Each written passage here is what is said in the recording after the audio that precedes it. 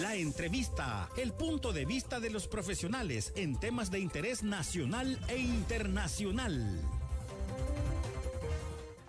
Durante el periodo del régimen de excepción se han verificado no solamente capturas masivas, sino que audiencias masivas. ¿Y qué significa una audiencia masiva? Audiencias en donde no estás juzgando a un reo, a 3 reos, a 5 reos, sino que estás juzgando a 200 reos, 300 reos. ¿Y la pena es la misma para todos? ¿O cómo? Ese es el problema. ¿Cómo puede individualizar el juez? Ese es el problema cuando no individualizas la situación jurídica de cada reo. Porque las penas están determinadas por el quantum de la pena, está determinada por la situación personal. Ya. En el proceso penal, cuando se estudia la responsabilidad penal, se habla, por ejemplo, de temas como las atenuantes y las agravantes. Por ejemplo, puedes tener causas de justificación y esas causas de justificación pueden disminuir la responsabilidad penal, o puedes tener, por ejemplo, circunstancias que están contempladas dentro de la ley penal que hacen que tu comportamiento sea más grave de lo ordinario. A eso es a lo que se le conoce como agravantes en el proceso penal. Entonces, aquí lo que sucede es lo siguiente. ¿Cómo vas a examinar, por ejemplo, las atenuantes o las agravantes en cada caso en particular si no te podés poner a estudiar la situación jurídica de 300 imputados?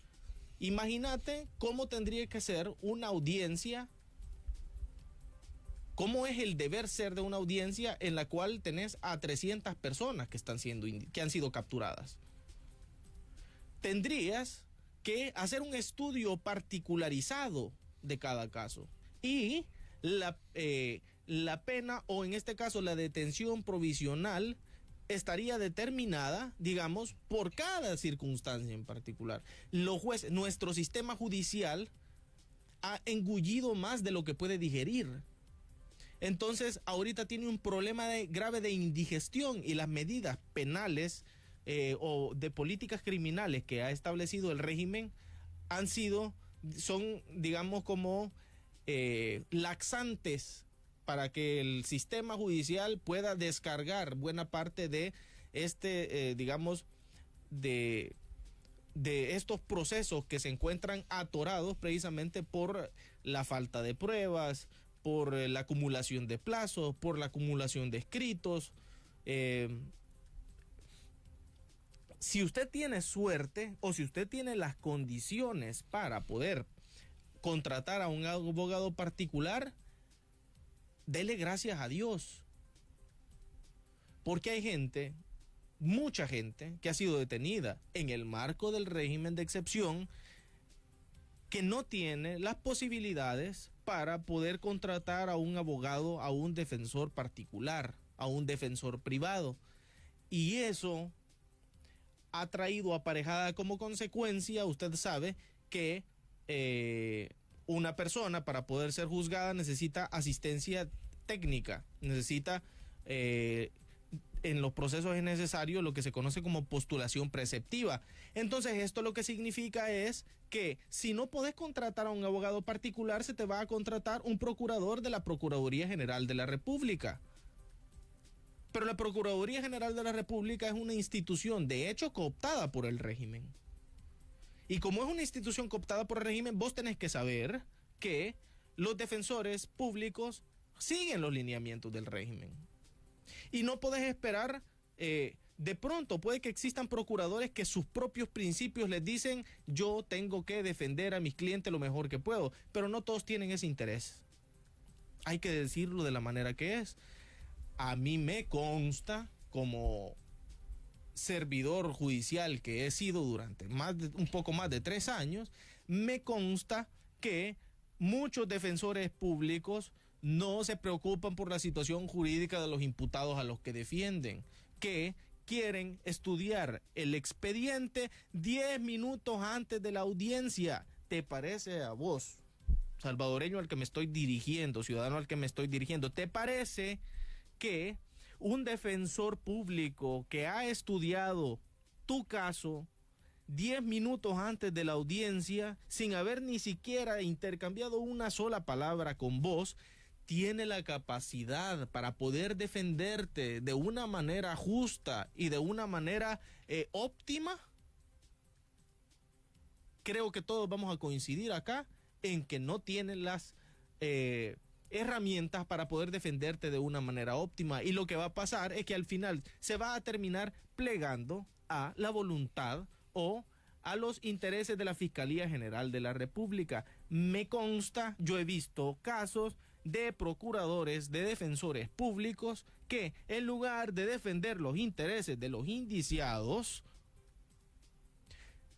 se colocan en la posición de la parte actora. He conocido defensores públicos que al final casi que hasta le terminan haciendo la plana al fiscal.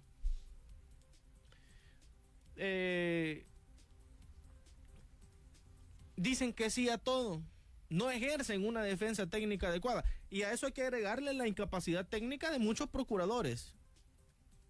Tengo la solvencia profesional y moral para decir que muchos de los defensores públicos de la Procuraduría General de la República son ineptos para ejercer el cargo en el cual se encuentran y no pueden defender de una manera adecuada a sus indiciados. Si es que para comenzar ni siquiera pueden redactar escritos. O sea, decime cómo vas a confiar en la capacidad técnica de un defensor público que te escribe detención provisional, detención te lo escribe con S y provisional te lo escribe con C, cuando son dos palabras que tiene que utilizar todos los días en todos los escritos.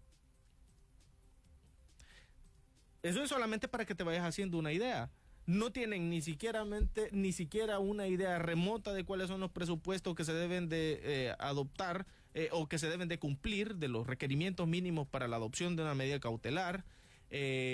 No conocen realmente a cabalidad cuáles son las etapas del proceso penal, y así un montón de falencias.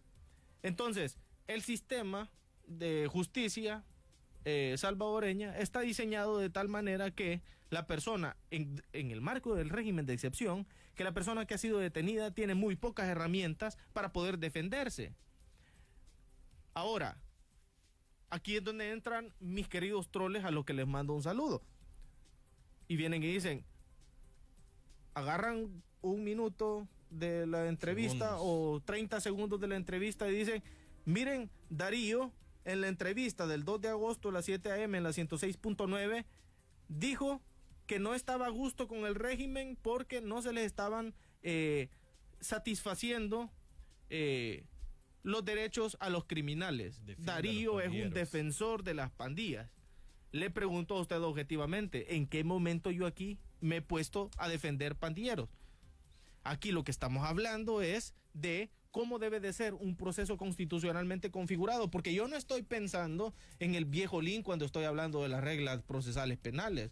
Estoy hablando del caso en el que usted que me está escuchando sea detenido injustamente en el marco del régimen de excepción, y qué es lo que yo esperaría si fuera su defensor para poder, como mínimo, para poder asegurarme que usted puede salir avante de esa situación. El problema es que las políticas criminales dentro de un Estado están teñidas en buena medida por los valores que imperan dentro de una sociedad.